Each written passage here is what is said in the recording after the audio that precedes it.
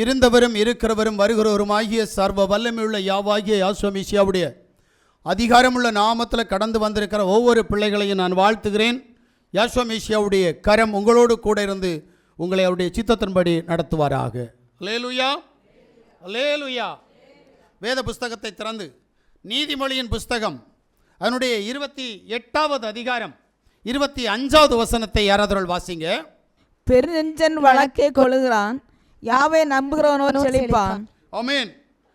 யாவாவை நம்புகிறவனோ அவன் செழிப்பான் என்கின்ற வார்த்தையை நாம் கேட்டோம். நம்பிக்கையினுடைய ஊடாய் நாம் ஆசீர்வதிக்கப்படுவோம் என்கின்ற வாக்குறுதியை யாவாகிய யாசுவா நமக்கு தந்திருக்கிறார். யார் மேல் நம்புகிறவன்? தேவாதி தேவனை நம்புகிறவனுக்கு அவனுக்கு ஆசீர்வாதம் கண்டிப்பாக கடந்து வரும்.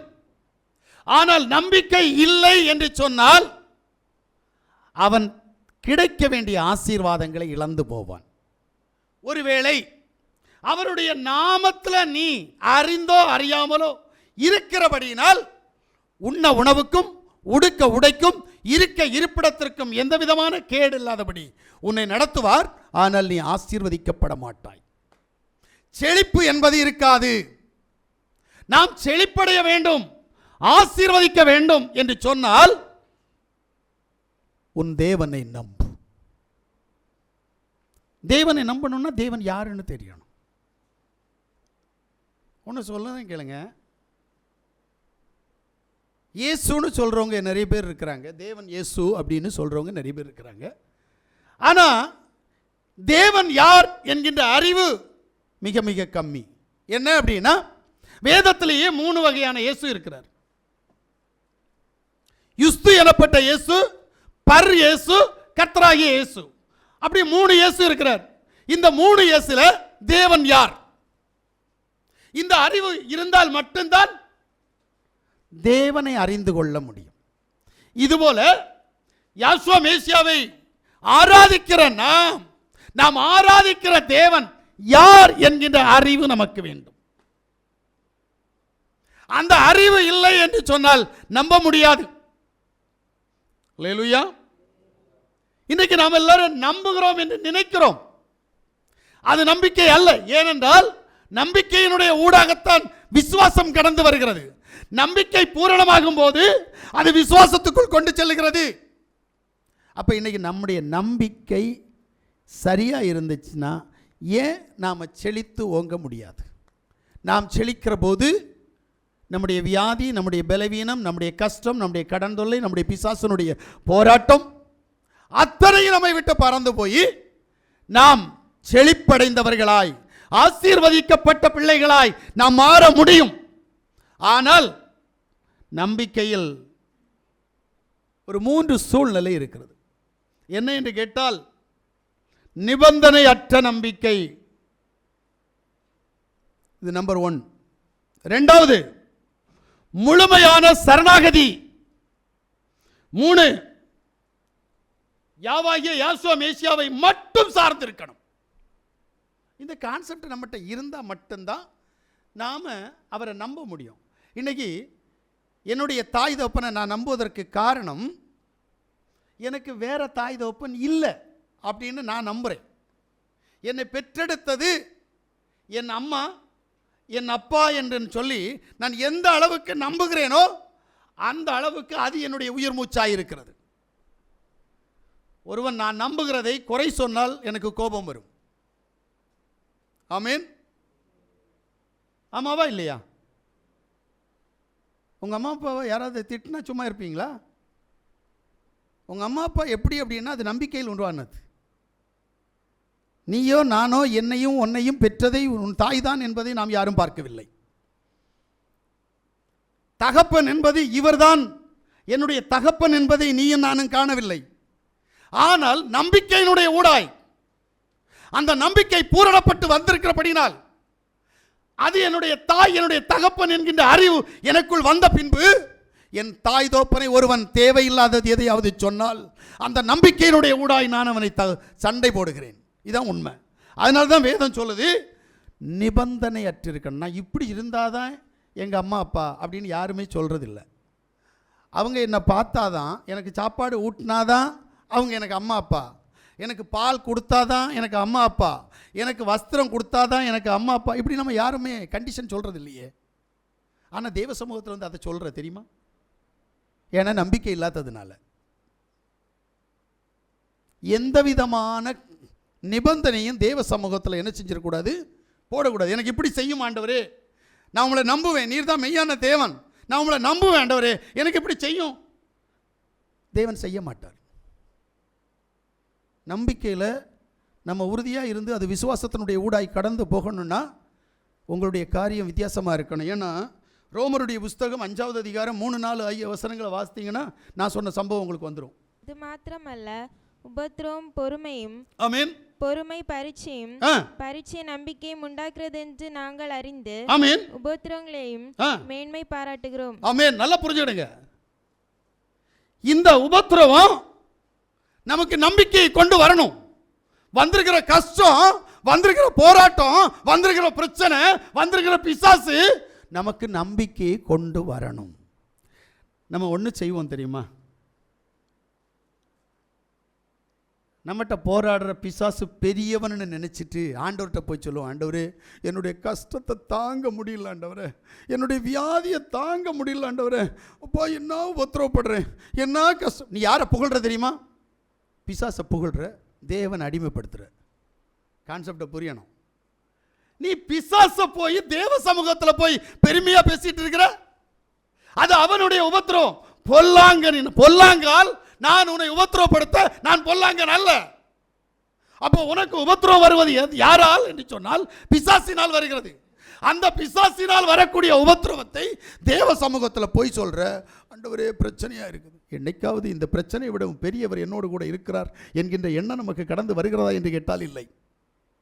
இந்த போராட்டத்தோடு பெரியவர் என்னிடத்தில் இருக்கிறார் என்கின்ற நம்பிக்கை நம்மிடத்தில் இருக்கிறதா என்று கேட்டால் இல்லை. இவ்வளவு சோதனை வந்திருக்கிறது. இந்த சோதனையின் மத்தியில் என் தேவனை நான் ஆராதிப்பேன், என் தேவனை நான் துதிப்பேன், என் தேவனுடைய சத்தத்திற்கு நான் செவி கொடுப்பேன். ஆனபடினால் இந்த போராட்டத்தை என் தேவன் என்னை மாற்றுவார். இந்த கான்செப்ட் நம்மகிட்ட இல்லை. அவர்கிட்ட போய் முறையிட்டுட்டே இருக்கிறோம். ஆண்டவரே இப்படி ஆயிப்போச்சு, ஆண்டவரே ஆண்டவரே இப்படி நடக்குதுப்பா, ஆண்டவரே பிசாசு என்னெல்லாம் செய்கிறான்ப்பா, ஏப்பா. யார்கிட்ட போய் பேசிகிட்டு இருக்கிற? இது சரியா என்று கேட்டால் இல்லை. அல்லேலூயா. அப்போ ஏன்னா எனக்கு தெரிஞ்சு ஆபிரகாமுக்கு ஒரு பிரச்சனை வந்துச்சு. அந்த பிரச்சனையின் மத்தியில் அவன் தேவனை தேடாமல் தன் மனைவியை தேடினான். மனைவியை தேடின போது மனைவி அவனுக்கு துராலோசனையை கொடுத்து அவனை பாவம் செய்து வச்சால் தேவனுடைய ஆசீர்வாதம் அவனை விட்டு விலகி போச்சு. இன்றைக்கு அநேகர் பிரச்சனையினுடைய ஊடாய், போராட்டத்தினுடைய ஊடாய் மாப்பிள்ளையை பார்ப்பாங்க, இல்லை பொண்டாட்டியை பார்ப்பாங்க, இல்லை பிள்ளைகள்கிட்ட போய் ஆலோசனை கேட்பாங்க. அனனியா சப்பிராளுடைய கதை இங்கே தான் நடக்குது. நீ யாருக்கு சமூகத்தில் போய் நிற்கணும்னா தேவ சமூகத்தில் நிற்கணும். இங்கே மனுஷன் யார்கிட்டையும் ஆலோசனை கேட்காத, தேவ சமூகத்தில் போய் உன் முழு இருதயத்தையும் முழு ஆத்மாவையும் முழு மனசையும் தேவ சமூகத்தில் கொடுத்துப்பார். அப்போ தெரியும் உனக்கு இருக்கிற பிரச்சனை என்ன ஆகுதுன்னு சொல்லிட்டு. சரி, சின்ன பிள்ளைகள் இருக்குதுல்ல, குழந்தைகள், இந்த பிள்ளைகள் உள்ள சின்ன பச்சனை குழந்தைகள், இந்த 1 வயசு, நேற்றுக்கு ஒரு ஃபங்க்ஷன் போன நேரத்தில் பார்த்தேன்.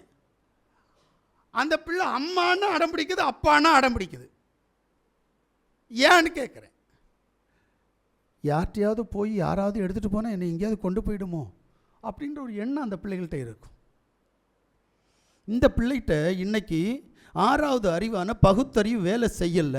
ஆனபடியினால் அந்த பிள்ளை தாய் தகப்பன் என்கின்ற தன் பார்த்து பழகின அந்த முகத்தை உரிமை பாராட்டி கொண்டிருக்கிறது.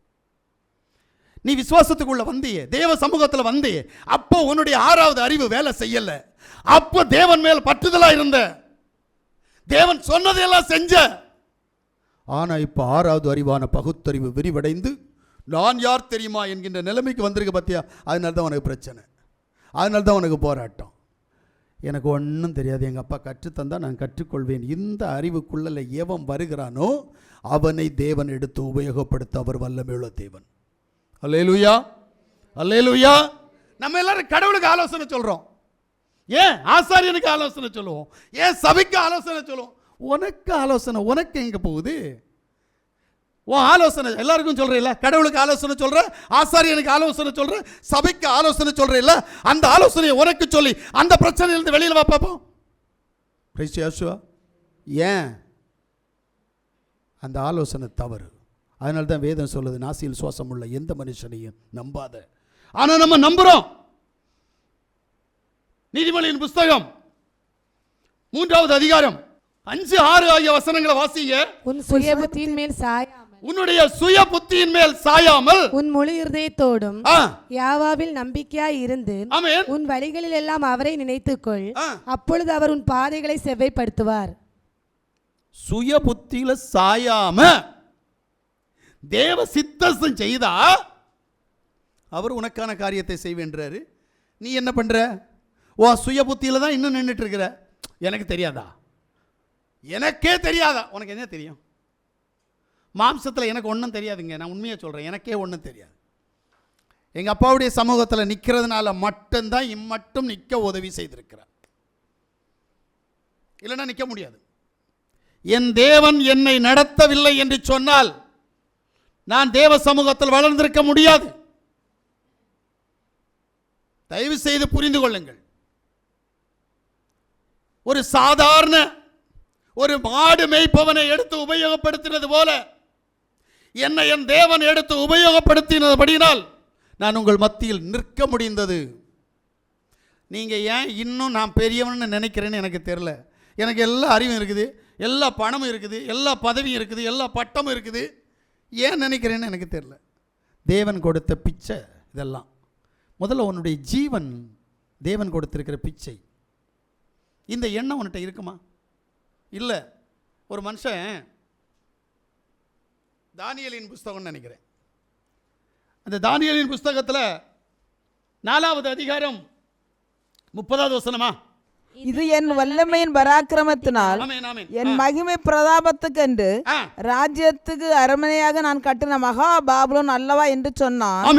இந்த வார்த்தை ராஜாவின் வாயில் இருக்கும் போது வானத்திலிருந்து ஒரு சத்தம் உண்டாகி, ராஜாவாகிய நேபுகாத்நேச்சாரே, ராஜ்யபாரம் உன்னை விட்டு நீங்கிட்டு மனுஷன் நின்று தள்ளப்படுவாய், வெளியின் மிருகத்தோட சஞ்சரிப்பாய், மாடுகளைப் போல் புல்லை மேய்வாய்.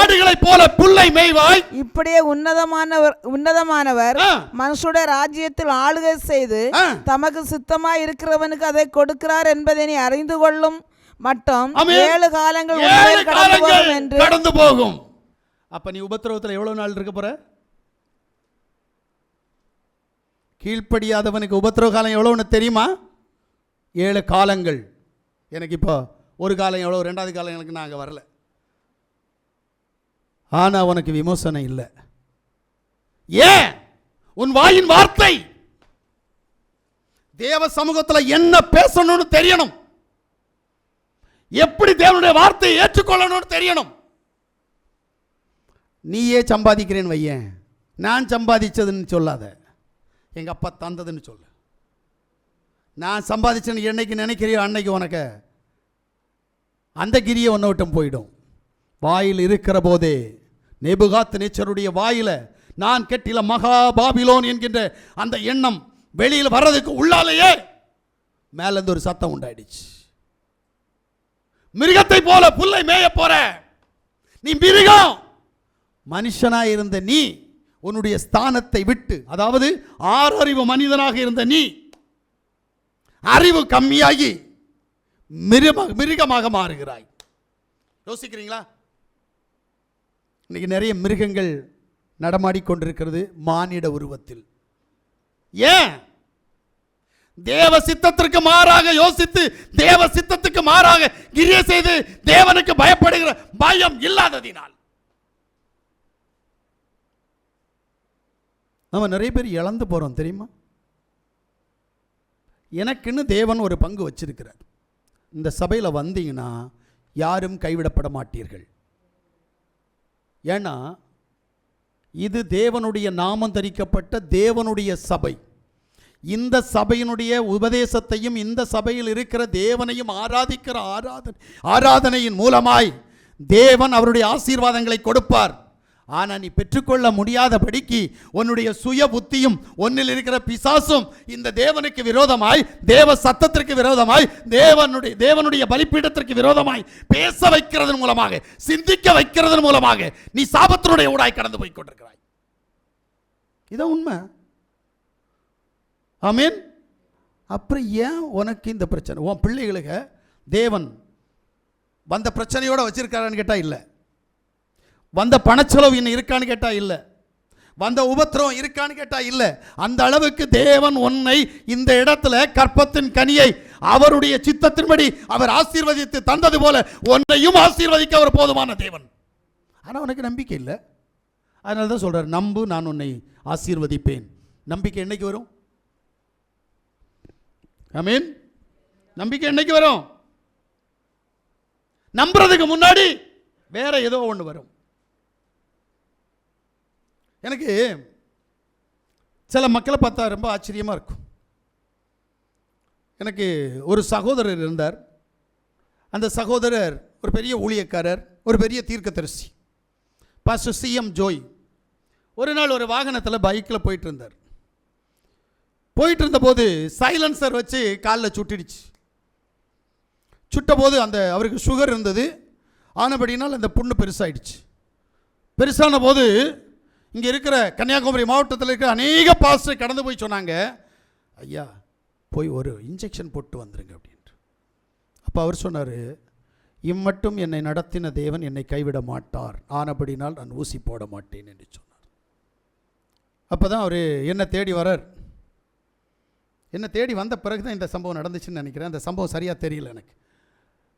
வந்து கூப்பிட்டாரு, அனியா நீ தமிழ்நாட்டில் வரணும், പക്ഷേ എന്നോട് കൂടെ നീ എന്നെ ക്ഷമിക്കണം എന്ന് പറഞ്ഞാൽ ഞാൻ അറിയാതെ ഏതോ ചെയ്തു പോയി. നീ പിടിച്ചിരിക്കുന്നത് പുളിയങ്കൊമ്മാണം, എനിക്കറിയാം. നീ ദൈവത്തെയാണ് പിടിച്ചിരിക്കുന്നത്. പക്ഷേ ഞാൻ വന്ന് അത് ശരിയായി സ്വീകരിക്കാത്തത് കൊണ്ട് തന്നെ എന്തെല്ലാമോ പറഞ്ഞ്, ശരി അതൊക്കെ വിട്, നീ വരണമെന്ന് പറഞ്ഞു. சரி அப்படின்னு சொல்லிட்டு நானும் வந்தேன். வந்த நேரத்தில் அவருடைய வியாதியை பார்த்தேன், நான் போயிட்டேன். ஆனால் நான் வீடு போய் சேர்ந்து 10 நிமிஷத்துக்குள்ளால் அடுத்த செய்தி வருது, பாஸ்டர் CM ஜோய் இறந்துட்டார். அவர் என்னிடத்தில் ஒப்புரவாகிற வரைக்கும் தான் அவருடைய உயிர் இருந்தது. கொஞ்சம் யோசித்து பாருங்க.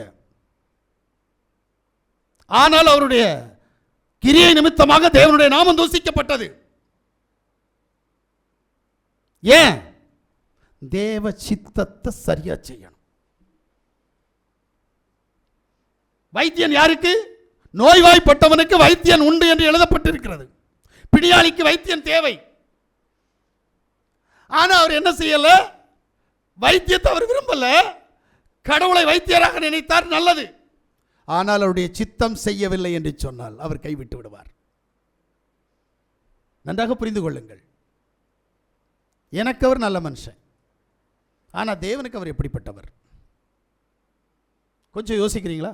நீங்கள் எனக்கு ரொம்ப நல்லவங்க, எல்லாருமே என்னுடைய பிள்ளைகள். ஆனால் நீங்கள் தேவனுக்கு எப்படிப்பட்டவர்கள்? அறிகிற அறிவு ரொம்ப முக்கியம். உங்களுடைய கிரியைகள் தேவனுக்கு விரோதமான பாவத்தை செய்து தேவ சமூகத்தை விட்டு உங்களை தூரப்படுத்துகிறது என்று சொன்னால் உங்களுடைய நம்பிக்கை விருதா. அது தேவையில்லாத ஒரு நம்பிக்கையை வச்சுக்கிட்டு நாங்கள் கடவுள் கடவுள்னு சொல்கிறோம். உங்களுடைய கிரியைகள் எந்த அளவுக்கு தேவனுக்கு பிரியமுள்ளதாக இருக்கிறதோ அந்த அளவுக்கு தேவன் உங்களோடு கூட இருந்து சத்துருடைய வாசல்களை நீங்கள் சுதந்திரித்துக் கொள்ளத்தக்கதாக பெரிய காரியங்களை செய்வார். அல்லேலூயா, அல்லேலூயா. அதனால்தான் சங்கீதம் 56வது அதிகாரம் அதனுடைய 3வது வசனத்தை வாசிங்க. நான் பயப்படுகிற நாளில் உம்மை நம்புவேன். நார்மலா நம்பிக்கை வராது, இதான் உண்மை. வருமா? அரண்டவன் கண்ணுக்கு இரண்டதெல்லாம் பேயான்னு சொல்லிட்டு அந்த பேயை பார்த்தா உடனே இயேசு கூட வருவார், எல்லாவித அற்புதம் செய்வார். யாரை பார்த்து? பயந்த ஒரு நிழலை பார்த்து. நான் அந்த நிழலை பார்த்து பயப்படுகிறேன், எனக்கு உடனே நம்பிக்கை வந்தது. இதெல்லாம் நம்பிக்கை. என் ஜீவன் எனக்குள் இருக்கிற வரைக்கும் நான் அவரை நம்பணும்.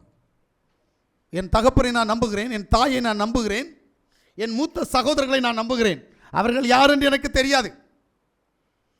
என் மூத்த சகோதரர்களை என் தாய் பெற்றெடுத்தது எனக்கு தெரியுமா என்று கேட்டால் தெரியாது. என் தாய் தகப்பன் எனக்கு சொன்னார்கள், நான் நம்புகிறேன். இது நம்பிக்கை. என் தாய் யார் என்று தெரியாது, என் தகப்பன் யார் என்று தெரியாது, நம்புகிறேன். அவர்களுக்காக நான் உயிரையும் கொடுக்கிறேன்.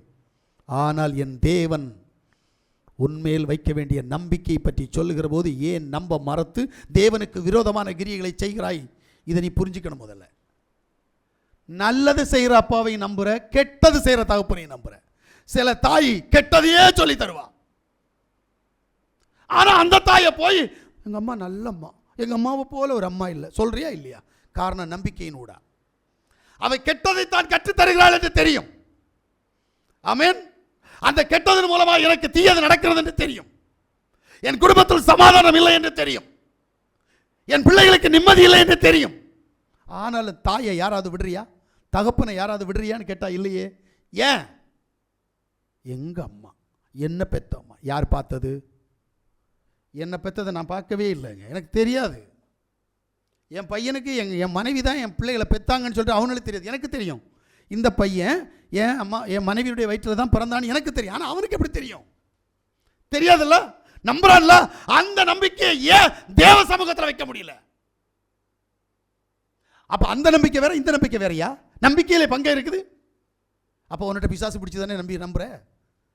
உன்னுடைய தாய் தகப்பனை நம்புற, உன் சகோதரத்தை நம்புற நம்பிக்கை தேவ சமூகத்தில் உனக்கு வரவில்லை. என்ன காரணம்? பயம் வந்தா நம்புற, தீமை வந்தா நம்புற, பிரச்சனை வந்தா நம்புற, போராட்டம் வந்தா நம்புற, தேவையண்டா நம்புற. இங்க ஒரு சகோதரர் தொழிலுக்கு போய் மீன் கிடைக்கணும்னா ஜெபம் பண்ணுவார். யோசிங்களேன். மற்ற நேரத்தில் கடவுள் வேண்டாம். எப்படி புரியுதா உங்களுக்கு? எங்க போச்சு உன் நம்பிக்கை, உன் விசுவாசம் எங்க? அப்ப எப்படி தேவன் உனக்கு கிரியை செய்வார்? உனக்கு என்ன கொடுத்தாரோ அதை திருப்பி எடுத்தா, கொடுத்ததை திருப்பி எடுத்தா. என் தேவனுக்கு ஒரு புத்தி உண்டு தெரியுமா? அவர் எதையாவது கொடுத்து நீ அவர் பேச்சு கேட்கல அப்படின்னா கொடுத்ததை ரிட்டர்ன் எடுத்துருவார். பைபிள் அப்படி நிறைய சம்பவங்கள் இருக்குது. கொடுத்ததை எடுத்துருவார், ஒன்றை விட்டு தவறி போயிடும். கொஞ்சம் யோசித்துக்கோ. அப்படியானால் உன் நிலை என்ன? அப்போ நம்முடைய நம்பிக்கையை வளர்க்கணும். நாம் நம்புகிற நம்பிக்கை என் தேவனுக்கு விரோதமாக இருக்கக்கூடாது. அல்லேலூயா. வாசிங்க ரோமருடைய புஸ்தகம் 4வது அதிகாரம் 19-20. நல்ல கேளுங்க. தன்னுடைய சரீரம் செத்து போனதையும் சாராளுடைய கற்பம் செத்து போனதையும் எண்ணாதிருந்தான். சாராளுடைய கற்பம் செத்து போனதையும் எண்ணாதிருந்தான். தேவனுடைய வாக்குத்தத்தத்தை குறித்து ஆமென் அவன் அவிவிசுவாசமாய் சந்தேகப்படாமல். ஆமென். யோசிக்கிறீங்களா? எப்படி? எங்க ஆபிரகாமால பிள்ளை பெற்றுக்க முடியாது, சாராளால பிள்ளை பெற்றுக்க முடியாது. வேதம் சொல்லுது ரெண்டு பேருமே செத்து போன உறுப்போடு வாழுகிறார்கள். இப்போ இவங்களுக்கு தெரியும். சாராள்கிட்ட சொன்னோன்னு சாராள் சிரிப்பா தெரியுமா உங்களுக்கு? அப்படிப்பட்ட சூழ்நிலையில் இருந்தவர்கள் தேவன் சொன்ன வார்த்தையை நம்ப ஆரம்பித்தார்கள். ஆனால் நம்புறதுக்கு முன்னாடி ஏராளமான பிரச்சனை வந்துச்சு தெரியுமா உங்களுக்கு? அப்போதான் போய் பொண்டாட்டிட்டு கேட்பான், கடவுள் சொன்னார்ல, சொன்னது கிடைக்குமா? நமக்கு கிடைக்காதுல்ல. அப்போ நம்ம என்ன செய்வோம்? அப்போ மனைவி ஆலோசனை கொடுக்க ஆரம்பிச்சிட்டான். இப்போ ஆலோசனை போனது தப்பான வழியாக போச்சு. சரி, இன்னொரு இடத்துல தப்பாக போயிட்டான். தப்பா வேலையை செஞ்சிட்டு இருந்தான். கடவுள் அவனுக்கு கொடுக்கவே இல்லை. நல்லா புரிஞ்சுடுங்க. தேவன் சொல்லக்கூடிய ஆசீர்வாதம் தர வேண்டும் என்று நினைத்தால் உன்னில் மாற்றம் இல்லாமல் உனக்கு தரமாட்டார். ஆபிரகாமுடைய வாழ்க்கையில கொடுப்பேன் என்று சொன்ன ஆசீர்வாதத்தை 24 வருஷம் ஆபிரகாம் அலக்களித்தான். 25வது வருஷம் தான் இந்த வசனத்தின்படி விசுவாசிக்க ஆரம்பித்தான். ஆமென். இப்ப தன் மனைவியினுடைய கற்பப்பை செத்து போச்சுன்னு சொல்ற அவநம்பிக்கை வரல. தான் செத்து போனவன் என்கின்ற 90 வயசு 100 வயசு ஆயிடுச்சு என்கின்ற அவநம்பிக்கை வரல. இப்ப விசுவாசிக்கிறான், என் தேவனுடைய வார்த்தை என்னில் நிறைவேறும். அந்த ஒரு வருஷ காலம் விசுவாசத்தினுடைய ஊடாய் கடந்து போன அந்த ஒரு வருஷ காலத்துக்குள்ளாக தேவன் அவனுக்கு கற்பத்தின் கனியை கொடுக்கிறார். அதுக்கு முன்னாடி தேவ சமூகத்தில் போய் சொல்லுவான், ஆண்டவரே நான் வேலைக்காரிக்கு பெற்ற பிள்ளைய எனக்கு வாரிசா தாரும். அவர் சொன்னார் முடியாது. ஆண்டவரே, என்னுடைய வேலைக்காரன் அப்போலேருந்து இப்போ வரைக்கும் இருக்கிறான் ஆண்டவரே, நான் வழியில் வர நேரமே வந்த ஆண்டவரே, அவனை எனக்கு வாரிசா தாரும். முடியாது. உனக்கு வாரிசு உன் மனைவி பெற்றெடுப்பாள். நம்பிக்கை இல்லை. நம்புற வரைக்கும் காரியம் நடக்காது. தேவனை எந்த அளவுக்கு நம்புற? ஆமென். காரியத்துக்கு வேண்டி நம்பாத. தேவனை முழு இருதயமாய், தேவாதி தேவன் என் தேவன், அவர் என்னோடு கூட இருந்து என்னை நடத்துவார். என் தகப்பன் என்னை எப்படி கரம் பிடித்து நடத்துகிறானோ அதுபோல என்னை நடத்துவார். என் தகப்பன் அவருடைய விருப்பத்தின்படி அவர் கடந்து போகிற இடங்களெல்லாம் என்னை கொண்டு போகிற போது என் பெர்மிஷன் கேட்கறதில்லை, என்னிடத்தில் ஆலோசனை கேட்பதில்லை. கடைக்கு கொண்டு போவார், வீட்டுக்கு கொண்டு போவார், கோயிலுக்கு கொண்டு போவார், குருசடிக்கு கொண்டு போவார். என் தகப்பன் என்னை எங்கெல்லாம் அவருடைய விருப்பத்தின்படி கொண்டு போறாரோ அதுபோல என் தேவன் என்னை நடத்த வேண்டும் என்று சொல்லி அவருடைய கரங்களில் ஒப்படைக்கணும். நம்மள முடியுமா? இல்லையே. அங்கே அவருக்கே ஆலோசனையில் சொல்ல போகிற. நீ முதல்ல பச்சை குழந்தை, உனக்கு 6வது அறிவு வேலை செய்யலைன்னு நினைக்கணும். பகுத்தறிவு வேலை செய்யலைன்னு நினச்சிட்டு நீ தேவ சமூகத்தில் போனால் மட்டும்தான் அவர் உன்னை நடத்துவார். சும்மா நடத்த மாட்டார்.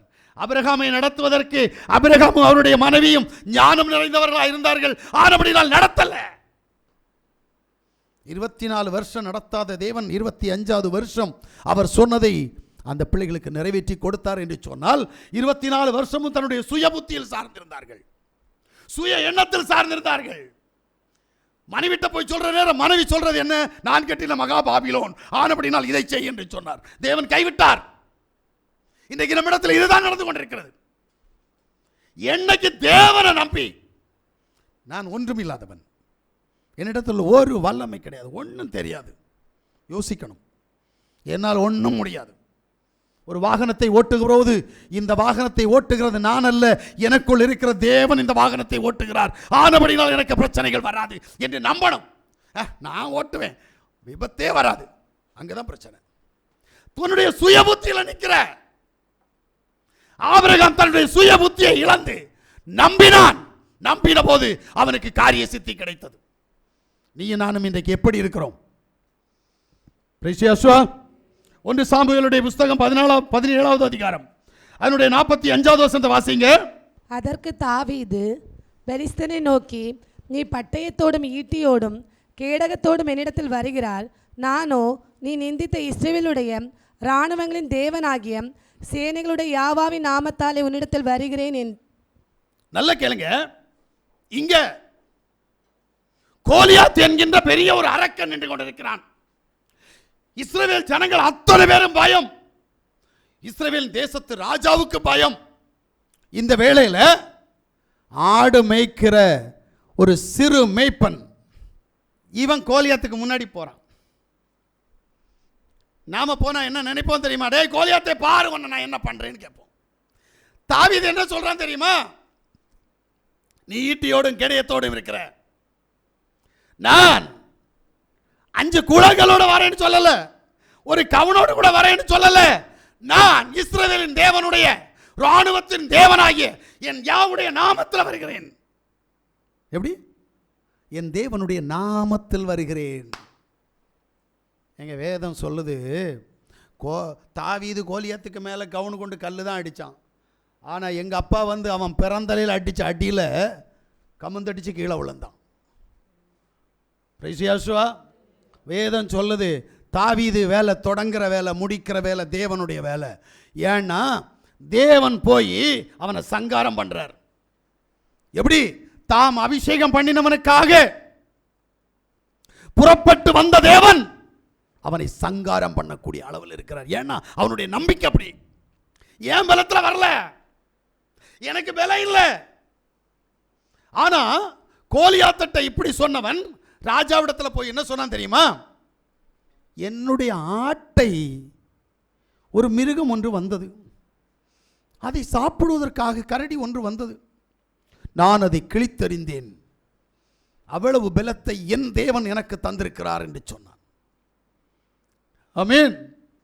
நம்ம யார்கிட்ட நம்முடைய திமிரு, நம்முடைய தைரியம், நம்முடைய வைராக்கியத்தை எல்லாம் காட்டுறோம்னா தேவன்கிட்ட. சத்துருட்ட போய் சொல்லணும், நான் என் தேவனுடைய நாமத்தில் வந்திருக்கிறேன், உன்னை துரத்திடுவேன்,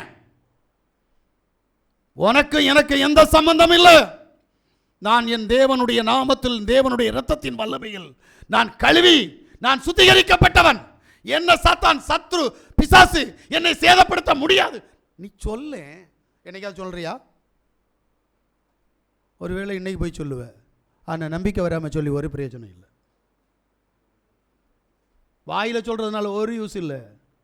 உள்ளத்தின் ஆழத்திலிருந்து அந்த சத்தம் கடந்து வரணும். நான் யார்? நான் ஆராதிக்கிற தேவனுடைய பிள்ளை. என்ன பிசாசோ, இப்பிரபஞ்சத்தின் அதிபதியோ, மாம்ச எண்ணங்களோ என்னை சேதப்படுத்த முடியாது. நீ தேவன்கிட்ட போய் சொல்லிட்டு இருக்கிற, ஆண்டவரே எனக்கு பிரச்சனைப்பா, பிசாசு பிடிச்சிருக்குப்பா. எப்படி இது? அவர்கிட்ட சொல்ல வேண்டியதில்லை, பிசாசிட்ட போய் சொல்லு. நான் ஆராதிக்கிற தேவன் பெரியவர், உன்னுடைய பாச்சாலாம் என்கிட்ட பலிக்காது. நான் ஆராதிக்கிறது யாவா யாஸ்வா, அந்த யாஸ்வா தேவன் உன்னுடைய தலையை நசுக்கி இருக்கிறார். சொல்ல முடியல. ஏன்? பிசாசு உன்னுடைய வாயை கட்டி இருக்கிறான், பிசாசு உன்னுடைய சிந்தனையை கட்டி இருக்கிறான். அதனால உன்னால் என்ன செய்ய முடியல? அந்த நம்பிக்கையினுடைய ஊடாய் பேச முடியல. ஆனபடினால் உனக்கு தர வேண்டியதெல்லாம் தடைபட்டு போகிறது. யோசிக்கிறியா? அல்லேலூயா. தானியேலின் புத்தகம் 6வது அதிகாரம் 23வது வசனத்தை வாசிங்க. அப்பொழுது ராஜா தன்னில் மிகவும் சந்தோஷப்பட்டு தானியேலை கெபிலிருந்து தூக்கிவிட சொன்னான். அப்படியே தானியேல் கெபிலிருந்து தூக்கிவிடப்பட்டான். அவன் தன் தேவன் பேரில் விசுவாசித்திருந்தபடியால் அவனில் ஒரு சேதமும் காணப்படவில்லை. ஆமென். அல்லேலூயா. வேதம் சொல்லுது, சிங்க கெபில தூக்கி போட்ட போது என் தேவன் என் யாவா என்னை காப்பார் என்கின்ற நம்பிக்கை அவனுக்கு இருந்துச்சு. அதனால சிங்கம் வாய் திறந்து ஒரு வார்த்தை கூட பேச முடியல, அவனை சாப்பிட முடியல. கொஞ்சம் யோசிக்கிறீங்களா? ஏன்? உங்ககிட்ட அந்த நம்பிக்கை இல்லை. அதனால கட்சிக்கிற சிங்கம் எல்லாம் உன் வீட்டில் வருது, உன் உடம்புல வருது. சிங்க கபில போட்ட பிறகு கூட ஒன்றும் பண்ண முடியலையே. ஏன் உனக்கு நம்பிக்கை இல்லை? ஆனால் வேற எல்லாத்துலையும் நம்பிக்கை வச்சிட்டு இருக்கிற. ஆமீன். அல்லேலூயா. அப்ப நம்முடைய அவநம்பிக்கைகள் இன்றைக்கு நம்பிக்கை ஆகிக்கொண்டிருக்கிறது. நம்முடைய நம்பிக்கை அவநம்பிக்கை ஆகிக்கொண்டிருக்கிறது. கான்செப்ட் இங்கே தான் இருக்குது. தயவு செய்து ஒன்றை புரிஞ்சுக்கிடுங்க. அதனால தான் தேவன் என்ன சொல்றாருன்னா, தேவ சமூகத்தில் முழுமையாய் சரணாகதி ஆகணும். வேற யாரும் இல்லை எனக்கு. பிசாசு இல்லை, அம்மா அப்பா இல்லை, தாய் தோப்பன் இல்லை, யாரும் இல்லை. எனக்கு உதவுறதுக்கு யாரும் இல்லை. என் தேவன் ஒருவர், நீரே எனக்கு எல்லாம். முடியுமா? ஐயோ, எங்கள் அம்மா அப்பாவை, எங்கள் அண்ணன் தம்பியை, எங்கள் அக்கா தங்கச்சி, சித்தப்பா சித்தி மாமனை எல்லாம் விட்டுட்டு வரணுமா? ஆமீன். என் நிமித்தமாய் நீ யாரையெல்லாம் வெறுக்கிறியோ அப்போது நீ என்னுடைய பிள்ளை. பிரைசியாசுவா. வெறுப்பு இல்லை அப்படின்னா நீ தேவனோடு கூட கடந்து போக முடியாது. ஏன்னா இதை எனக்கு தேவன் கற்றுக் கொடுத்தார். ஆனபடியினால் நான் உயிரோடு இருக்கிற போது, என் தாய் உயிரோடு இருக்கிற போதே, என் சகோதரன் உயிரோடு இருக்கிற போதே நான் அதை நிறைவேற்றினேன். என் தேவன் எனக்கு அதை செய்ய வைத்தார். ஆனபடியினால் தேவன் இன்றைக்கு என்னிடத்திலிருந்து கிரியை செய்வதற்கு காரணம், நான் சில காரியங்களை தேவனுக்காக விட்டு கொடுத்திருக்கிறேன்.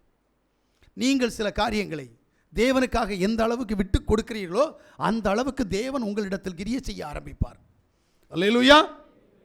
அப்போ நமக்கு தேவை நம்பிக்கை. சரி, இந்த நம்பிக்கை வந்தால் என்ன கிடைக்கும்? அது அறியணும். நான் நம்ப போகிறேன். சரி, நம்புனா எனக்கு என்ன கிடைக்கும் அப்படின்ற கான்செப்டுக்குள்ளே கடந்து போனீங்கன்னா, சங்கீதம் 32:10 வாசிக்கிற போது, துன்மார்க்கருக்கு அநேக வேதனைகள் உண்டு, யாவாவை நம்பி இருக்கிற கிருபை சூழ்ந்து கொள்ளும். ஆமென். துன்மார்க்கனுக்கு வேதனைகளை கொடுக்கிற தேவன் நம்புகிறவனுக்கு கிருபையை கொடுக்கிறார். ஏன்? கிருபை எப்படி வரும்? அவரை துதிக்க துதிக்க கிருபை பெருகும். ஆமென். நம்பிக்கை இருந்தால் தானே துதிப்ப. உபத்திரம் வந்ததுக்காய் ஸ்தோத்திரம், கஷ்டம் வந்ததுக்காய் ஸ்தோத்திரம், வருமானம் இல்லாததற்காய் ஸ்தோத்திரம், பிரச்சனை வந்ததற்காய் ஸ்தோத்திரம் சொல்ல முடியுமா? சொல்லணும். அப்பதான் பிசாசு வெட்கப்பட்டு போவான். ஆமென். அப்பதான் நீ வேதத்தை கற்றுக்கணும். அதனால சொன்னார், உபத்திரவத்தின் மத்தியில் வேதத்தை கற்றுக்கொள்வாய். நமக்கு வந்ததுக்காக பாட்டு பாடிட்டு இருக்கிறோம். அக்கா கேட்டியா, அம்மா கேட்டியா, அண்ணா கேட்டியா, மாப்பிள்ளை கேட்டியா, பொண்டாட்டி கேட்டியா? தேவ சமூகத்தில் போய் நின்றுட்டு, பிசாசே நீ என்னிடத்தை உபத்திரவப்படுத்தி கொண்டிருக்கிறாய், உன்னுடைய உபத்திரம் சீக்கிரம் என்னை விட்டு மாறி போகும். ஏனென்றால் நான் இதுவரைக்கும் தேவ சமூகத்தில் தேவனுக்கு உண்மை இல்லாதவனாய் இருந்தேன். இன்று முதல் தேவனுக்கு உண்மை உள்ளவனாய், உண்மை உள்ளவளாய் நான் மாறி உன்னை எதிர்க்க போகிறேன். அவர்கிட்ட போய் சொல்லிட்டு இருக்க வேண்டாம். அவருடைய பலன் உனக்கு எனக்கு கிடைச்சாலே போதும், எல்லாம் சரியாயிரும். ஆமென். தேவ பலன் நமக்குள்ள வரணும். இன்னைக்கு இருக்கா பலன்? இல்லையே. இன்னைக்கு யாருடைய பலன் இருக்கு? பிசாசுடைய பலன் நம்மகிட்ட இருக்குது. ரகசியமா பிசாசானவன் நம்மை வஞ்சித்து, நம்முடைய சரீரத்தை வந்திச்சு, நம்முடைய எண்ணத்தை வந்திச்சு, ஜெபிக்க முடியாத அளவுக்கு, உபவாசிக்க முடியாத அளவுக்கு. உபவாசம் இருப்போம், ஆனால் உபவாசம் இருக்க முடியாது. ஜெபிப்போம், ஆனால் ஜெபம் வேறையா இருக்கும். பைபிள் வாசிப்போம், பைபிளுடைய வாசனையுடைய சுரம் வேறையா இருக்கும். ஏன்? ஆமென், அல்லேலூயா. அதனால தான் நீ எந்த அளவுக்கு தேவனை நம்புறியோ அந்த அளவுக்கு தேவ கிருபை உன்னிடத்தில் கடந்து வரும். அல்லேலூயா. நீதிமொழி 29:25 வாசித்தீங்கன்னா, மனுஷனுக்கு பயப்படும் பயம் கண்ணியை வருவிக்கும், ஆமென், யாவாவை நம்புகிறவனோ உயர்ந்த அடைக்கலத்திலே வைக்கப்படுவான். உனக்கு பாதுகாப்பு உண்டாகும். மனுஷனை நம்பினேனா அது யாரா இருந்தாலும் சரி, எந்த உறவு முறையா இருந்தாலும் சரி, உனக்கு கண்ணி தான். அப்ப நீ இந்த உலகத்தில் நாசில் சுவாசம் உள்ள மனுஷனை நம்புறதை நிறுத்தணும். தேவன் மேல நம்பிக்கை வச்சுச்சுன்னா உனக்கு எந்த பிரச்சனையும் வராதபடி, எந்த பொல்லாப்பும் வராதபடி சர்வ வல்லமையுள்ள தேவன் உன்னை பாதுகாக்க வல்லமையுள்ள தேவனாக இருக்கிறார். அல்லேலூயா.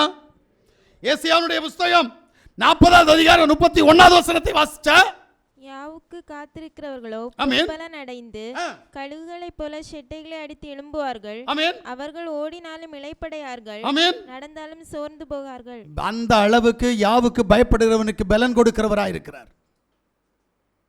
நீ நம்புறதுனால தோத்து போக மாட்ட, நீ நம்புறதுனால நஷ்டப்பட மாட்ட. நீ தேவனை நம்ப நம்ப இந்த உலகத்தையும் உலகத்தின் அதிபதியையும் ஜெயித்து கொண்டிருப்பாய். அவனுடைய பொல்லாப்பு ஒன்றை வரவே வராது, சத்துருடைய கிரியை ஒன்றை ஜெயிக்க முடியாது.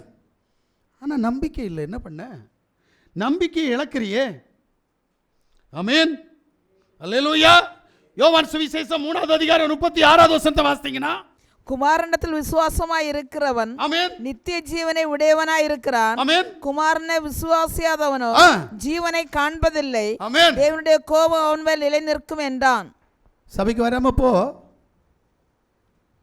போ, கர்த்தருடைய கோபம் உன்மேல் கடந்து வரும். அது உனக்கு பிரச்சனைகளை கொண்டு வரும். இதான் வேதம். அவர் கையில் பெற்றுக்கிட்டு நீ அவரை விட்டுட்டு ஓடுன சாபம் உன்னை பின்தொடரும்னு வேதம் சரியா சொல்லிடுச்சு. எதை பெற்றியோ பெற்றுக்கிட்டேன்னா அவருக்கு உண்மையாக தான் இருக்கணும். பிரைஸ்.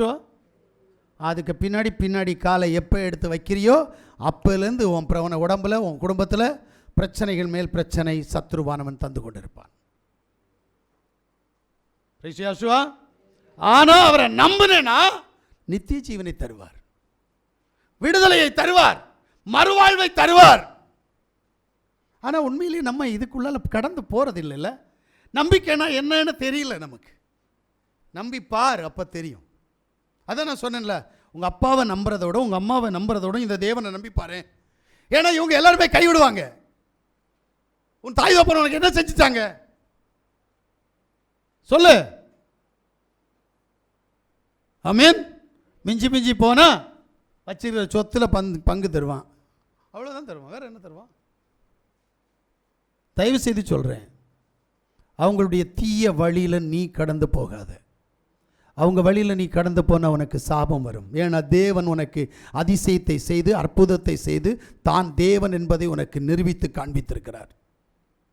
நான் தான் தேவன், என்னை அல்லாமல் வேற இரட்சகர் இல்லை, வேற தேவன் இல்லை, என்னை நம்புடான்றார். ஆமென். ஏசாயாவுடைய புத்தகம் 43:10. நானே அவர் என்று நீங்கள் உணர்ந்து என்னை அறிந்து விசுவாசிக்கும்படிக்கு நீங்களும் நான் தெரிந்து கொண்ட என் தாசனும் எனக்கு சாட்சிகளா இருக்கிறீர்கள் என்று யாவா சொல்கிறார். எனக்கு முன் ஏற்பட்ட தேவனும் இல்லை, எனக்கு முன் ஏற்பட்ட தேவன் இல்லை, எனக்கு பின் இருப்பதும் இல்லை, எனக்கு பின் ஒருவரும் இருப்பதில்லை. யாவா, நானே யாவா, என்னை அல்லாமல் இரட்சகர் இல்லை. என்னை அல்லாமல் இரட்சகர் இல்லை. ஏன் நம்ப மாட்டேங்கிற? கல்லுக்கு முன்னாடி, மண்ணுக்கு முன்னாடி, ஏன் குறி சொல்றவனுக்கு முன்னாடி போய் நின்றுக்கிட்டு எனக்கு அது ஏங்க ஒன்று தெரிஞ்சுக்கிடுங்களேன். ஒரு ஜோசியக்காரன் அல்ல ஒரு குறி சொல்கிறவன் இல்லை ஒரு மந்திரவாதி உனக்கு நன்மை நடக்கும்னு சொல்கிறானே, ஏன் அந்த நன்மை அவனுக்கு இல்லை? உங்கள் வீட்டு பக்கத்தில் இந்த கோடாங்கிகள்லாம் வருவாங்க தெரியுமா? இந்த ராப்பாடின்ற மாதிரிலாம் வருவாங்க. இவன் வந்து உனக்கு நிறைய சொல்கிறான். உனக்கு இப்போ அப்படி ஆகும், உனக்கு அப்போ இப்படி ஆகும், இவ்வளோ நாளையில் உனக்கு இது கிடைக்கும், உனக்கு இது இவ்வளோ நாளையில். அவன் வாழ்க்கையை அவன் இது வரைக்கும் பார்த்து அவன் பெற்றுக்கொள்ள வேண்டியதுக்கு வரலையா? உன்கிட்ட வந்து முதல்ல ஒன்று கேட்பான், 51 ரூபா தான் உனக்கு இதை ஒன்று செய்கிறேன். அப்புறம் 101 ரூபா கேட்பான், அப்புறம் 5000 ரூபா கேட்பான். இந்த காரியத்தை ஏன் அவனுக்கு அவன் செஞ்சு அவன் இப்படி ரோட்டில் நடக்காமல் வீட்டில் குடிகொண்டிருந்து தன்னுடைய பிள்ளைகளை பார்த்து தன்னுடைய பிள்ளைகளை வளர்த்தி பெரியாளாக மாற்றுவதற்கு ஏன் முடியலை? நான் கேட்குறது புரியுதா? அவனை தானே நம்புகிறோம். அவனுக்கு அந்த ஆசீர்வாதம் இல்லாத போது உனக்கு எப்படி அந்த ஆசீர்வாதம் வரும்? மந்திரவாதியை நம்புகிறான், குறி சொல்கிறவனை நம்புகிறான், சோவி போடுறவனை நம்புகிறான், மயில் தோகை கொண்டு அடிக்கிறவனை நம்புகிறான். என்ன நடக்குது இங்க? என் தேவன் செய்யாததையெல்லாம் செஞ்சிருவானோ? என் தேவன் சொல்லாததையெல்லாம் சொல்லிடுவானோ? இல்லல்ல, என் தேவன் சர்வ வல்லமையுள்ள தேவன். அப்போ இந்த தேவனுடைய சமூகத்தில் அவன்கிட்ட போனால் என்ன தெரியுமா? பணம் கொடுத்தா போதும்ல. அவன் நம்ப சொல்லலையே எங்களை, அவன் எங்களை விசுவாசிக்க சொல்லலையே, அவன் எங்களை பாவம் செய்ய வேண்டாம்னு சொல்லலையே. அதனால தான் அங்கே போய் பணம் கொடுத்துட்டு வரோம். இங்கே வந்தால் பாவம் செய்யாத, இங்கே வந்தால் பரிசுத்தமாக நட, வார்த்தைக்கு கீழ்ப்படி, இதெல்லாம் சொல்கிறீங்க. எப்படி? அது எங்களுக்கு ஒத்து வராது. அப்போ நீ அனுபவிப்ப. பிரைசியாசுவா, வாழ்க்கையில் ஒரு விடுதலை வேணும்னால் தேவ சித்தத்திற்கு நீ செவி கொடுத்து தேவனுடைய வார்த்தைக்கு கீழ்ப்படுகிறவனாய் மாறினா மட்டும்தான் நம்பிக்கை வளரும். இன்னைக்கு நம்பிக்கை இல்லையே. ஆமென். பிரைஸ் யாசுவா. தேவ சமூகத்தில் ஒரு காரியத்தை உங்க முன்னாடி சொல்லலாம்னு நினைக்கிறேன். மத்தேயு சுவிசேஷத்தில் ஒரு காரியத்தை யாசுவா ஓமையாக சொன்னார். பெருமழை சொரிந்தது, பெருவெள்ளம் வந்தது, காற்று அடித்தது, அந்த வீட்டின் மேல் மோதினது, அந்த வீடு இருந்த இடம் தெரியாமல் அழிந்து போனது என்று சொன்னார். ஏன் அப்படின்னா அந்த வீடு மணல் மேல் கட்டின வீடா இருக்கிறது. இங்க வித்தியாசத்தை நீங்க பார்க்கணும். அப்புறம் சொல்றாரு, பெருமழை சொரிந்தது, பெருவெள்ளம் வந்தது, காற்று அடித்தது, அந்த வீட்டின் மேல் மோதினது, அந்த வீடு அசையவில்லை, அது நிலைத்திருந்தது. ஏனென்றால் அது கன்மலையின் மேல் கட்டப்பட்ட வீடாயிருந்தது. அப்ப இங்க 2 வீடு இருக்குது. ஒன்று கன்மலையில் கட்டப்பட்ட வீடு, ஒன்று மணல் மேல் கட்டின வீடு. ஆனா 2 வீட்டையும் புயல் தாக்கும், 2 வீட்டையும் காற்று சேதப்படுத்தும், 2 வீட்டையும் மழை சேதப்படுத்தும்.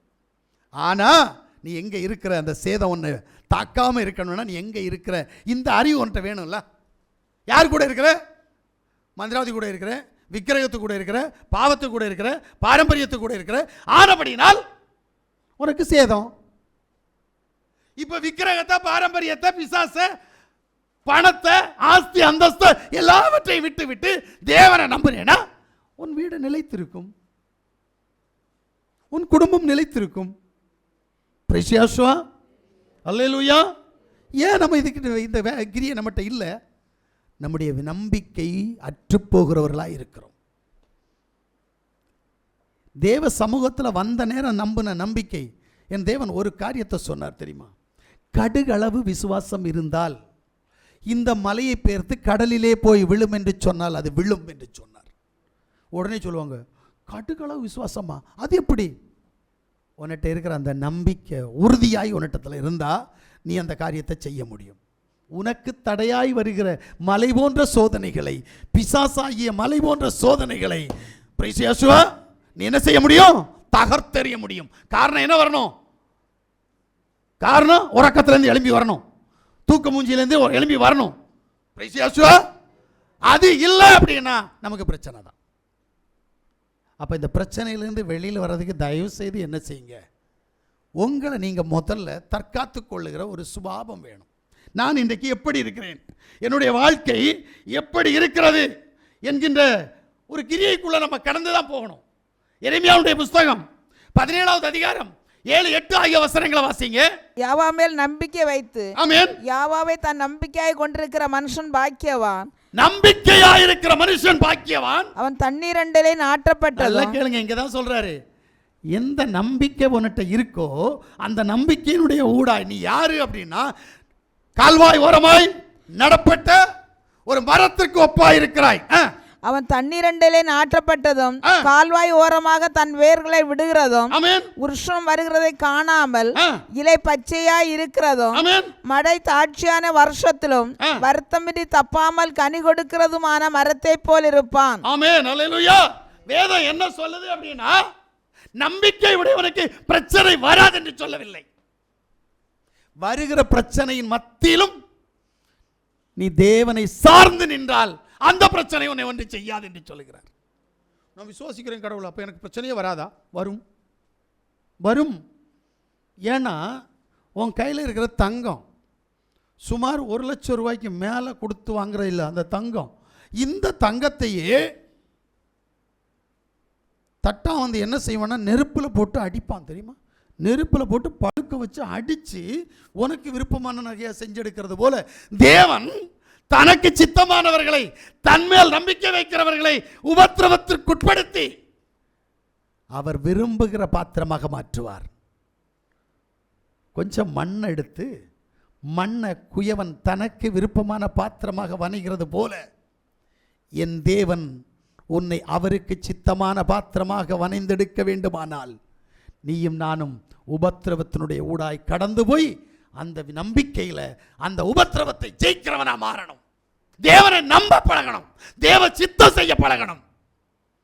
இல்லையே, தேவாதி தேவனுடைய சித்தம் என்னில் என்ன, என் தேவனை நான் நம்புகிறேன், அவர் வேற ஒன்றும் கேட்கல, என்ன நம்புப்பா, நான் ஒன்று ஆசீர்வதிப்பேன், இவ்வளோதானே சொல்றாரு. நம்ப மறுக்கிறோம் ஏன்? அல்லேலூயா.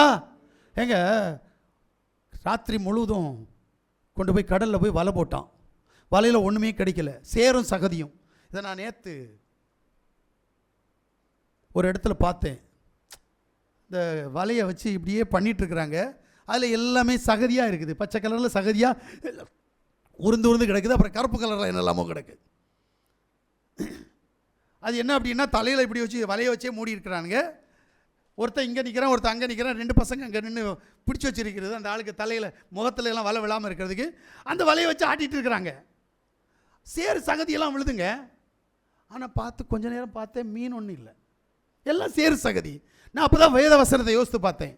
ராத்திரி முழுவதும் நாங்கள் வலை போட்டோம், பகலில் வலையை எடுத்து பார்த்தோம், ஒன்றும் இல்லை, சேரும் சகதியும். ஆனாலும் உம்முடைய வார்த்தையின்படி நான் வலையை போடுகிறேன். இங்கே தான் நம்பிக்கை வந்துச்சு.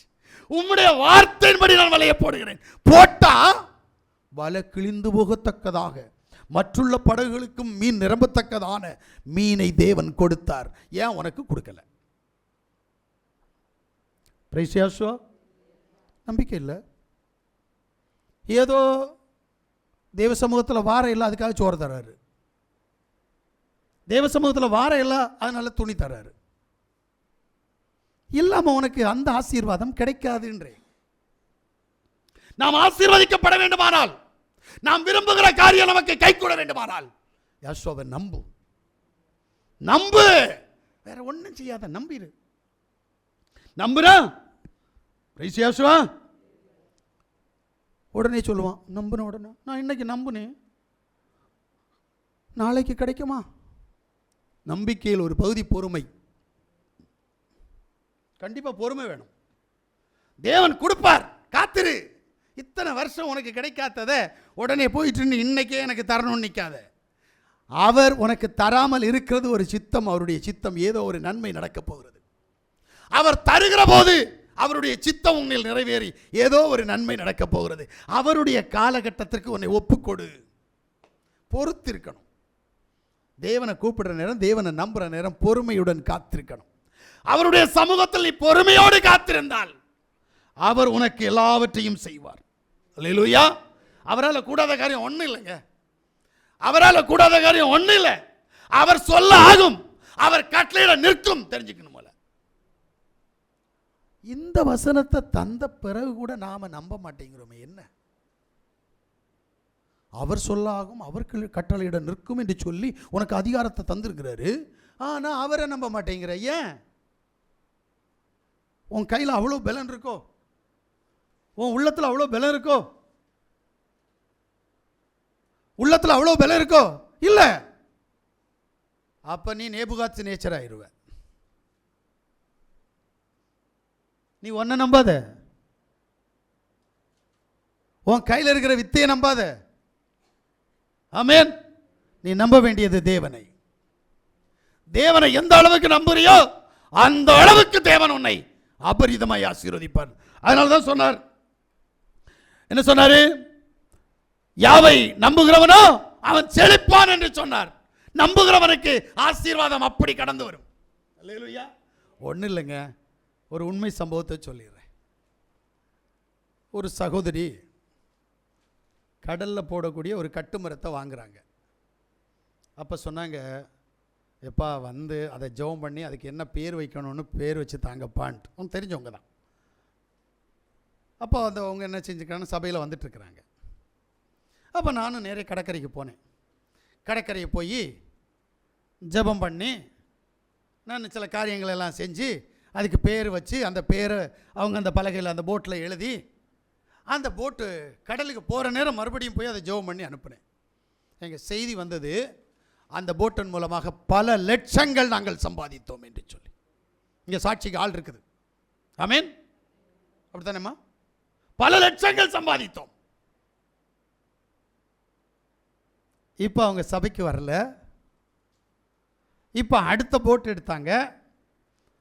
அவங்க அந்த அம்மா என்கிட்ட பேசலை. அவங்க வீட்டுக்காரர்கிட்ட ஃபோன் பண்ணி, பாஸ்டர் அந்த போட்டு நல்ல ஆசீர்வாதமாக இருந்துச்சு, நீங்கள் ஜெபம் பண்ணீங்க, எங்களுக்கு கடவுள் நிறைய தந்தார். இப்போ இன்னொரு போட் எடுத்துருக்கிறேன், இந்த போட்டுக்கு ஒரு பேர் வைக்கணும், ஒரு பேர் சொல்லுங்களே. நான் சொன்னேன், உன் மனைவிட்ட கேளுமா, அந்த அம்மா ஒரு பேர் சொல்லி தருவாங்க அப்படின்ட்டு. ஏன் பாஸ்டர்? இப்போ சபையில் வர்றவங்களுக்கு, தேவனை நம்புகிறவங்களுக்கு நான் அவங்களுக்கு தேவனுக்கும் அவங்களுக்கும் ஒரு பாலமாக இருப்பேன். வரலன்னா என்னால் ஒன்றும் செய்ய முடியாதுப்பா அப்படின்னு. இப்போ என்ன, அந்த அம்மாவே அதே பேரை என்ன செஞ்சாங்க, அந்த போட்டுக்கு வச்சாங்க. வித்தியாசத்தை இப்போ காண்றாங்க. என் காதுக்கு வந்துச்சு, வித்தியாசம் இப்போ தெரியுது. பாஸ்டர் பேர் வச்சா நல்லா இருக்கு பார்த்துச்சு, பாஸ்டர் வந்து ஜெபம் பண்ணால் நல்லா இருக்கு பார்த்துச்சு அப்படின்ட்டு. ஏன்? உன் நம்பிக்கை இருக்கிற வரைக்கும் அந்த நம்பிக்கையினுடைய ஊடாய் சர்வ வல்லமையுள்ள தேவன் உன்னை ஆசீர்வதிப்பார். நம்பிக்கை இழந்து போனால் வார பலன் வேறையாக இருக்கும். ஆமென். சரியாக சொல்கிறேன், மறுபடியும் சொல்கிறேன். ஒரு தகப்பனுடைய கையை பிள்ளை பிடிச்சு நடக்கிறது போல நீ தேவனுடைய கரத்தை பிடிச்சு நடக்கிறவனாய் மாறணும். முடியுமா? அவருடைய கரம் உனக்கு. சிலர் இந்த ஃபோட்டோலெலாம் போடுவாங்க, ஒரு கை நிற்கும், அந்த கையை ஒரு குழந்தை பிடிச்சி நடத்துகிற மாதிரி. அந்த கை யார்? யசுமிஷியோடைய கையினும் அந்த குழந்தை நீயும் நானும்னு ஒரு பிம்பத்தை காமிப்பாங்க. காமிக்கிறதெல்லாம் ரைட்டு தான். நீ அவருடைய கையை பிடிச்சி நடக்கிறியா? அவருடைய சித்தம் செய்கிறியா? அவர் விரும்புகிறத நீ செய்கிறியா? எப்படி ஒன்று ஆசீர்வதிப்பார்? முழுக்க முழுக்க நம்பு.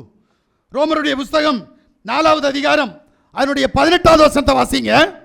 உன் சந்ததி இவ்வளவா இருக்கும் என்று சொல்லப்பட்டபடியே தான் அநேக ஜாதிகளுக்கு தகப்பனாவதை நம்புகிறதற்கு, நான் அநேக ஜாதிகளுக்கு தகப்பனாவேன் என்று நம்புவதற்கு ஏதுவில்லாதிருந்தும், ஏதுவில்லை. அதை கேட்டுடுங்க, என்னால முடியாது. ஆனா தேவன் வாக்குத்தத்தம் கொடுத்திருக்கிறார். அதை நம்பிக்கையோடு விசுவாசித்தேன். அதை நம்பிக்கையோடு விசுவாசித்தேன். நம்பிக்கை என்பது, நம்பிக்கையினுடைய பூரணம் தான் விசுவாசம். அந்த பரிபூர்ணத்து நம்பிக்கையில் பரிபூர்ணத்திற்குள் கடந்து போகணும். நம்பிக்கை அப்பட்டமாக நம்மகிட்ட கிரியை செய்யணும். நான் நம்புகிறது என் தேவனை. நான் என் தேவனை நம்புகிற போது எனக்கு விரோதமாய் சத்துரு கடந்து வருவான். நான் அவன் அத்தனை பேரையும் ஜெயிப்பேன். ஒருவன் கூட எனக்கு விரோதமாய் துரோகம் பண்ண முடியாது. துரோகத்தை கொண்டு வருவான். அந்த துரோகம் என்னில் கண்டிப்பாக கிரியை செய்ய முடியாது. நம்பணுங்க. அல்லேலூயா. எந்த அளவுக்கு? தயவு செய்து ஒரு காரியத்தை சொல்கிறேன். ஒரு பிரச்சனைன்னு வர நேரத்தில் நீங்கள் நம்ப வேண்டிய விஷயம், நான் யாசுவா மேசியாவுடைய நாமத்தை தரித்து யாசுவா மேசியாவுடைய வார்த்தைக்கு கீழ்ப்படிந்து யாசுவா மேசியாவுக்கு நான் உண்மை உள்ளவனாக இருக்கிறேன். ஆனபடினால் அப்ப அது இருக்கணும். ஆனபடினால் எனக்கு விரோதமாக எழும்புகிற பிசாசு என்னில் கிரியை செய்ய முடியாது. நான் என் தேவனை நம்பி இருக்கிறேன். என் தேவன் உன் தலையை நசுக்கி இருக்கிறார். என் தேவனுடைய நாமத்தில் உனக்கு விரோதமாய் நான் கிரியை செய்ய போகிறேன். இந்த காரியத்துக்குள்ளால நீ ஜெபித்து ஜெயம் பெற விரும்பினால் தேவன் உன்னை உயர்த்த வல்லமை உள்ள தேவன். இல்ல சோத்திரம் சோத்திரம் சோத்திரம் இல்ல, ஒன்றும் பிரயோஜனம் இல்லை. சபைக்கு வரையா, ஒன்றும் பிரயோஜனம். நம்பு. நீ ஆராதனைக்கு எதுக்கு வர? ஆராதனைக்கு கடந்து வந்த போது சகோதரர் சொன்னார், ஓய்வு நாளில் கடந்து வந்த போது என்னென்ன நன்மைகள் கிடைத்தது என்று சொன்னார். ஏன் உனக்கு கிடைக்கல? கிடைக்கணும்ல, பெற்றுக்கொள்ளணும்ல. பெற்றுக்கொள்ளணும்னா நீ தகுதியுள்ள பாத்திரமா மாறணும். கழிந்த நாளில் சகோதரர் ஒரு காரியத்தை சொன்னார், எனக்கு ரொம்ப பிடிச்சிச்சு. வாங்கி வச்ச பாத்திரங்கள் நிரம்பினது. வாங்கின பாத்திரம் முடிந்து போன போது தேவனுடைய ஆசீர்வாதம் நின்றது. ஞாபகம் இருக்கா? சகோதரர் உங்களுக்கு சொல்லி ஒரு மாசம் இருக்கும்னு நினைக்கிறேன். ஆமென். அப்ப நம்மகிட்ட இருக்கிற பாத்திரம் எப்படிப்பட்ட பாத்திரம்? அந்த பாத்திரம் நிரம்பத்தக்கதாக தேவன் அவருடைய கிரியைகளை கொடுப்பார். உன் பாத்திரம் சரியா இருக்கா? இன்னும் பெற்றுக்கொள்வதற்கு பாத்திரம் இருக்கிறதா? உருவாக்கு. உன்னுடைய சரீரத்தை, உன்னுடைய ஆத்துமாவை நீ அவருக்கு ஏற்றபடி உன்னை உருவாக்கி கொண்டால் அவருடைய வல்லமையுள்ள கரம் நஸ்ரேனாகிய யாவாகிய யாசுவா மேசியாவுடைய அதிகாரம் உள்ள நாமத்தில் அவருடைய இரத்தத்தின் வல்லமையினால் உன்னிடத்தில் கடந்து வரும். நம்பு. எனக்காக என் தேவன் அடிக்கப்பட்டார், எனக்காக என் தேவன் இரத்தம் சிந்தினார், நான் செய்த பாவத்தை எல்லாம் என் தேவன் தன்மேல் சுமந்தார். அவர் ஒரு பாவமும் செய்யாதவர். நான் அவரை நம்புகிறேன். அவர் ஒரு பாவமும் செய்யாதவர். என்னுடைய பாவத்தை எல்லாம் தன்மேல் சுமந்து கொண்டு அவர் பாவியாக மாறினார். நான் இன்றைக்கு பரிசுத்தமாகுவதற்கு அவர் எனக்கு ஏதுவாக வழிவகை திறந்து தந்தார். அந்த தேவனை நான் விட்டுவிட்டு இந்த உலகத்தில் இருக்கிற மண்ணையும், இந்த உலகத்தில் இருக்கிற கிரியைகளையும், இந்த உலகத்தின் அதிபதியை நான் நம்பிக்கொண்டிருக்கிறேன். என்னில் ஒரு மாற்றம் வர வேண்டும் என்று சொல்லி நினைப்பாயானால், கிரியை செய்வாயானால், இன்று முதல் உனக்கு யாவுடைய ஆசீர்வாதம் ஒன்றில் கடந்து வரும். நாம் எல்லாரும் கண்களை மூடுவோம்.